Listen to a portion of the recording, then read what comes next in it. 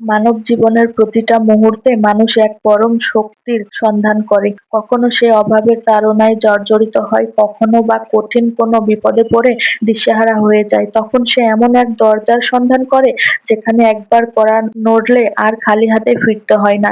সৃষ্টির শুরু থেকে আজ পর্যন্ত মানুষের সেই পরম আশ্রয়ের জায়গাটি হলো মহান আল্লাহ তাআলার দরবার। আর সেই দরবারে যাওয়া সবচেয়ে শক্তিশালী, অলৌকিক এবং রহস্যময় মাধ্যমটি হলো ইসমে আজম।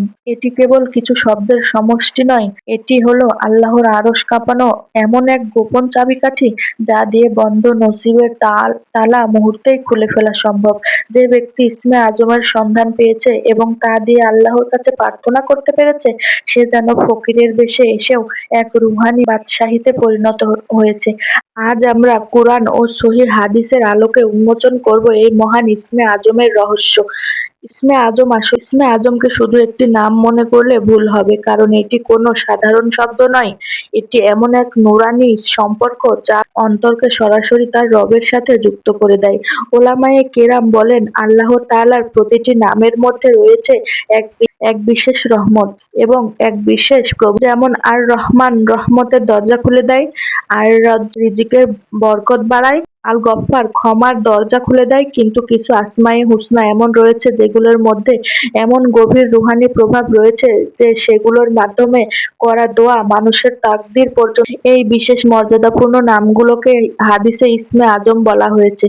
কিন্তু আশ্চর্যের বিষয় হলো, রাসূলুল্লাহ সাল্লাল্লাহু আলাইহি ওয়াসাল্লাম স্পষ্টভাবে বলেননি যে ইসমে আজম শুধু একটি নির্দিষ্ট শব্দ, বরং বিভিন্ন হাদিসে বিভিন্ন আসমায়ে হুসনার দিকে ইঙ্গিত পাওয়া যায়। এর মানে হলো ইসমে আজম শুধু একটি শব্দ নয়, বরং এটি এমন এক অবস্থা যেখানে বান্দার অন্তর, তার ইখলাস এবং আল্লাহর নাম সব একসাথে মিলিত হয়ে, অর্থাৎ শুধু মুখে জিকির করলেই হবে না, সেই জিকিরকে অনুভব করতে হবে, অন্তরে ধারণ করতে হবে।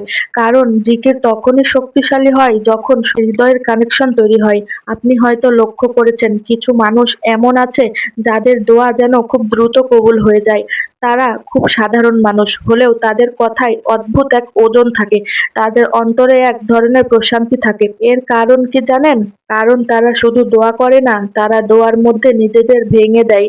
তাদের অন্তর নরম হয়ে যায়। তারা আল্লাহর নামকে শুধু উচ্চারণ করে না, বরং নিজের রুহের সাথে মিলিয়ে ফেলে। ইসমে আজমের আসল রহস্য কিন্তু এখানেই।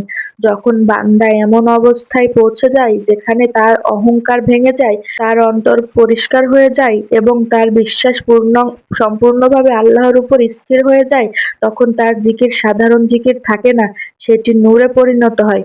আসুন এবার আমরা ইসমে আজমের ব্যাপারে বিস্তারিত জানি। হাদিসে বিভিন্ন জায়গায় এমন কিছু আসমায়ে হুসনার উল্লেখ পাওয়া যায় যেগুলোর মাধ্যমে দোয়া করলে কবুল হওয়ার বিশেষ আশা করা যায়। যেমন ইয়া হাইয়ু ইয়া কয়্যুম, আল্লাহুম্মা ইন্নাকা আনতাল আহাদুস সামাদ, লা ইলাহা ইল্লা আনতা, সুবহানাকা ইন্নী কুনতু মিনাজ জালিমিন, ইয়া জাল জালালি ওয়াল ইকরাম, ইয়া রহমান ইয়া রহিম। বুরাইদা আল-লামি রাদিয়াল্লাহু তাআলা আনহু থেকে বর্ণিত হাদিসে রাসূলুল্লাহ সাল্লাল্লাহু আলাইহি ওয়াসাল্লাম এক ব্যক্তিকে এভাবে দোয়া করতে শুনলেন, আল্লাহুম্মা ইন্নী আসআলুকা বিআন্নী আশহাদু আন্নাকা আনতাল্লাহু লা ইলাহা ইল্লা আনতাল আহাদুস সামাদ আল্লাযী লাম ইয়ালিদ ওয়া লাম ইউলাদ ওয়া লাম ইয়াকুল লাহু কুফুয়ান আহাদ। অর্থ, হে আল্লাহ, আমি আপনার কাছে প্রার্থনা করছি এই ওসিলায় যে আমি সাক্ষ্য দিচ্ছি আপনি আল্লাহ, আপনি ছাড়া কোনো ইলাহা নেই, আপনি একক, অমুখাপেক্ষী, যিনি কাউকে জন্ম দেননি এবং জন্ম নেননি, আর তার সমকক্ষে কেউ নেই। এটি শোনার পর রাসূলুল্লাহ সাল্লাল্লাহু আলাইহি ওয়াসাল্লাম বললেন, সেই সত্তার কসম যার হাতে আমার প্রাণ, এই ব্যক্তি আল্লাহর কাছে তার এমন ইসমে আজম দ্বারা দোয়া করেছে যা দিয়ে দোয়া করা হলে তিনি কবুল করেন এবং যা দিয়ে কিছু চাওয়া হলে তিনি তা দান করেন। অন্য একটা হাদিসে এসেছে, আনাস ইবনে মালিক রাদিয়াল্লাহু তাআলা আনহু থেকে বর্ণিত হাদিস, তিনি বলেন, একবার তিনি রাসূলুল্লাহ সাল্লাল্লাহু আলাইহি ওয়াসাল্লামের সাথে বসেছিলেন আর এক ব্যক্তি নামাজ পড়ছিল। নামাজ শেষে সে এই দোয়াটি পড়ল, আল্লাহুম্মা ইন্নী আসআলুকা বিআন্নাকাল হামদু লা ইলাহা ইল্লা আনতাল মান্নানু বাদিউস সামাওয়াতি ওয়াল আরদি, ইয়া জাল জালালি ওয়াল ইকরাম, ইয়া জাল জালালি ওয়াল ইকরাম, ইয়া হাইয়ু ইয়া কয়্যুম। অর্থ, হে আল্লাহ, আমি আপনার কাছে চাচ্ছি কারণ সমস্ত প্রশংসা তো আপনারই, আপনি আপনি ছাড়া কোনো ইলাহ নেই। আপনি পরম দাতা, আসমান ও জমিনের মালিক, সৃষ্টিকর্তা। হে মহিমাময়ী ও মহানুভব, হে চিরঞ্জীব, হে জগতের ধারক। নবী করিম সাল্লাল্লাহু আলাইহি ওয়াসাল্লাম বললেন, সে আল্লাহর মহান নাম বা ইসমে আজম দ্বারা দোয়া করেছে, যা দ্বারা দোয়া করা হলে আল্লাহ কবুল করেন এবং যা দ্বারা কিছু চাওয়া হলে তিনি তা দান করেন। এই জিকিরগুলো শুধু মুখে পড়ার জন্য নয়, প্রতিটি শব্দের অর্থ অনুভব করার জন্য। যখন আপনি ইয়া রহমান বলবেন, তখন মনে অনুভব করুন আল্লাহর রহমত আপনাকে ঘিরে ফেলেছে। যখন বলবেন ইয়া গফফার, তখন অনুভব করুন আল্লাহ আপনার গুনাহ ক্ষমা করেছেন। এই অনুভূতি জিকিরকে জীবন্ত করে তোলে। জিকিরের আমল করার পদ্ধতি এখন আমরা জানবো, সেই সহজ কিন্তু গভীর আমল সম্পর্কে, যা অনেক বুজুর্গ নিয়মিত করতেন। জিকির শুরু করার আগে অন্তত 40 সেকেন্ড চুপ থাকুন, মোবাইল দূরে রাখুন, চোখ বন্ধ করুন, নিজের অন্তরকে শান্ত করুন।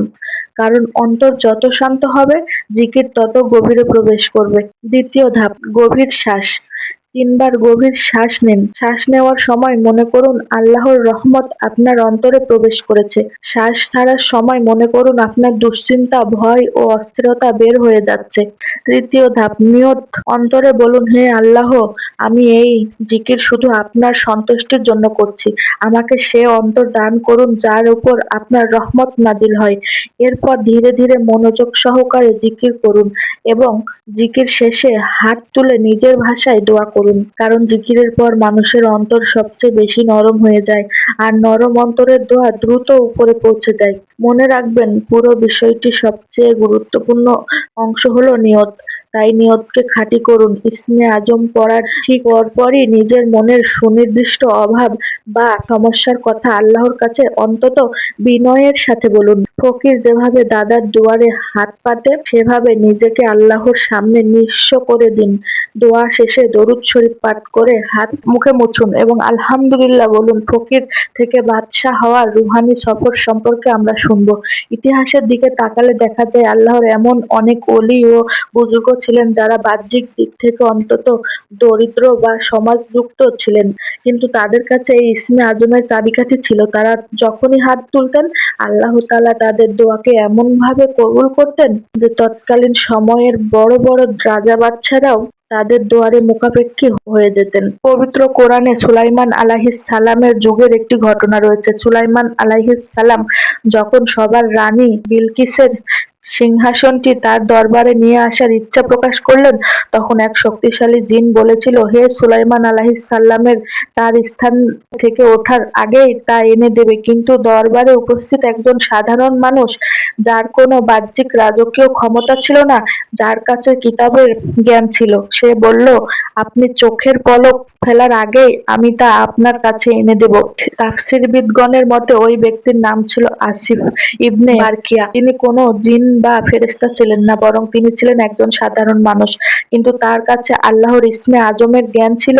তিনি সেই মহান নামে দোয়া করা মাত্রই চোখের পলকে মাইলের পর মাইল দূরের এক বিশাল সিংহাসন সুলাইমান আলাইহিস সালামের সামনে এসে হাজির হয়েছিল। এটি হলো রুহানি বাদশাহী। যখন একজন বান্দা আল্লাহর প্রেমে মগ্ন হয়ে ইসমে আজমকে নিজের জীবনের অংশ বানিয়ে নেয়, তখন দুনিয়ার কোনো অভাব, কোনো দুঃখ বা কোনো শত্রু তাকে পরাস্ত করতে পারে না। সে বাহ্যিক দৃষ্টিতে ফকির বা সাধারণ মানুষ হলেও আদিক জগতে সে হয়ে ওঠে এক অপরাজেয় বাদশাহ। আসুন আমরা হাদিসের সুনির্দিষ্ট দোয়াগুলোকে আমাদের দৈনন্দিন জীবনের অংশ বানিয়ে নিই, বিশেষ করে কঠিন বিপদের মুহূর্তে। অন্য কোনো সৃষ্টির দিকে না হাত বাড়িয়ে, হতাশার অন্ধকারে ডুবে না গিয়ে আমরা যেন পূর্ণ বিশ্বাসের সাথে আল্লাহর এই সর্বোচ্চ মহান নামের আশ্রয় নিতে পারি। আল্লাহ সুবহানাহু ওয়া তাআলা আমাদের সবাইকে ইসমে আজমের ব্যবস্থা ও রহস্য বোঝার তৌফিক দান করুন এবং এর মাধ্যমে আমাদের ইহকালীন ও পরকালীন জীবনের সমস্ত বন্ধ দরজাগুলো খুলে দিন। আমিন। আজ এই পর্যন্তই, আবার অন্য কোনো ভিডিওতে দেখা হবে। সেই পর্যন্ত সবাই সুস্থ থাকুন, ভালো থাকুন এবং এইভাবেই নিয়মিত দোয়া করতে থাকুন। অবশ্যই আপনার দোয়া একদিন কবুল হবে ইনশাআল্লাহ। আসসালামু আলাইকুম। আল্লাহ হাফেজ।